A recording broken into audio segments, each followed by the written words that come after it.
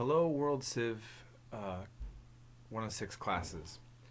So, real quick, there's several important things that I need to address. One is a little bit of a mistake on my part that is very manageable. Actually, it's a big mistake, but very manageable. So, I have taught this class for years, and in an online setting, I've had it for summer classes and late starts, and the content has had different set of weeks in which I would teach the class based on what they're giving me. I thought that I transferred my so to clarify, when I can take a class, a previous class that I've taught, and then move it to the next semester. And I thought that I brought in the right semester, but this is one which came from a late start. So when you look on the syllabus, I believe it shows that we have 12 weeks and that there's a cram course set in there. I didn't double check if both of my World Civ class had this issue, and it certainly was in my modules that I was seeing. But the thing is, I fixed that for this week, and I'll be fixing that for each week. So this isn't going to cause you a problem. It just may be added confusion if you're just looking at the syllabus. And I want to also make this clear that I already put on the syllabus that it's subject to change. The syllabus was really just meant to give you guys all of you a kind of idea of what we're doing. So for the first week, I decided to make every assignment due on Sunday to give you all some extra time. Originally, that wasn't the case in the syllabus, if you noticed. So this week, we're just doing ancient Mesopotamia, and I have the week's work objectives put there, and you'll see that your notes and your discussions are due on Thursday and the paper is due on Sunday. That's the normal routine. Every once in a while, I will give you more time to do notes or discussions. Every once in a while, I will not have you write a paper on a Sunday. Basically, just look at and see what's going on for the week as I open up the modules on Sundays, okay? And please feel free to always contact me if something doesn't seem to add up or is bothering you in any way. Let's see. So that was a really important thing to bring up. And let's see. Okay, so in regards to notes, most of you that are turning them in are doing a great job.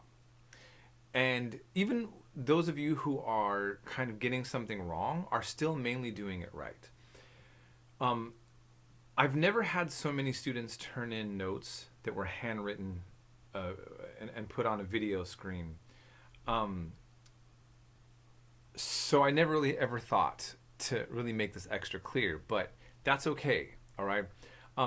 I need you to type your notes and your papers, and they need to be sent ideally in a PDF file is what I've been writing to you, because it just goes in the smoothest. But the PDF file is not, you don't always have to do that. The bottom line is, though, is that almost always goes in correctly, and it makes it very easy to read. So you need to do that. I realize that's a pain if you just realize that now, but honestly, the only time in college that really handwritten stuff has been acceptable is before typewriters and typing. And I don't mean that in like some sort of aggressive way. I'm just saying typing is what you need to do.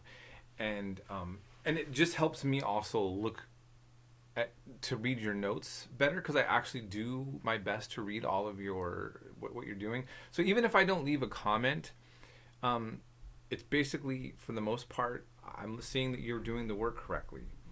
And having a bunch of handwriting sent is not going to work. One student was super clear in their handwriting, and I was able to let that go, but no more after this, especially. Okay, so everything has to be typed. If you're having an issue with your technology, then I need you to contact me and have a discussion about that, okay?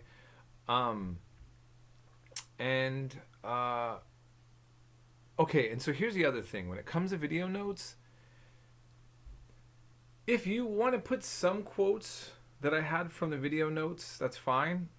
But I want to make something very clear. And this week I'm going to let certain things go. You cannot cut and paste from my PowerPoints and then make that your notes. Okay? And if I see that in next week's notes, you're going to have a 0 and we're going to have a discussion about that. If you write something in your own words and you add a quote from there and it's in quotations, that's acceptable if that is helpful to you. But everything should be in your own words, okay? And quotes should always be complements to the majority of it being put in your own words. It's called paraphrasing from the content as well. You should look that up, paraphrasing, if you haven't heard that word before. But the very idea of these assignments is to always have you put back in your own words mainly like what is being discussed, to demonstrate that you've actually processed it through your brain. Because if you just cut and paste things only, that just tells me you know how to cut and paste things. If you articulate the information in your own words, that means you literally thought about them, and then processed the information, okay? So that is what needs to happen with everything. And again, I want to be very clear. Having quotes from me or the videos or anybody else is fine, but it should be a complement to you putting things in your own words, not the main thing, okay? And if you have any question about that, please contact me, and we can do a discussion of that. I don't mind. I actually encourage all of you to ask me lots of questions, and I have some of you have already been sending me lots of questions, and I will do my best to get back to you as soon as possible. Soon as possible. So meaning, this is the last thing I really want to say. This week I'm working at my other job, Monday, Tuesday, and Wednesday.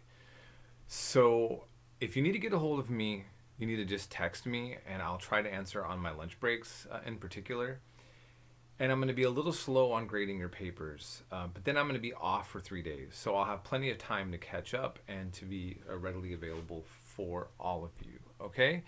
I think you're really going to enjoy this week's discussion and content. We are going into ancient Mesopotamia. We're going to then get into Egypt. And what I hope to do every time I do these modules is to put in something that I think you will find relevant to information that you already have and expand it, or to learn something completely that you've never been exposed to. And I'm hoping that you will just keep finding this to be more interesting and to get more excited about the information that you're going to learn, okay? And so that's all I have to say about that. I hope you all are getting through whatever's going on in your life these days. Up here in Portland, this has already been a long video, so I'm just going to leave it at that. But there's a lot going on in the world in this place, and I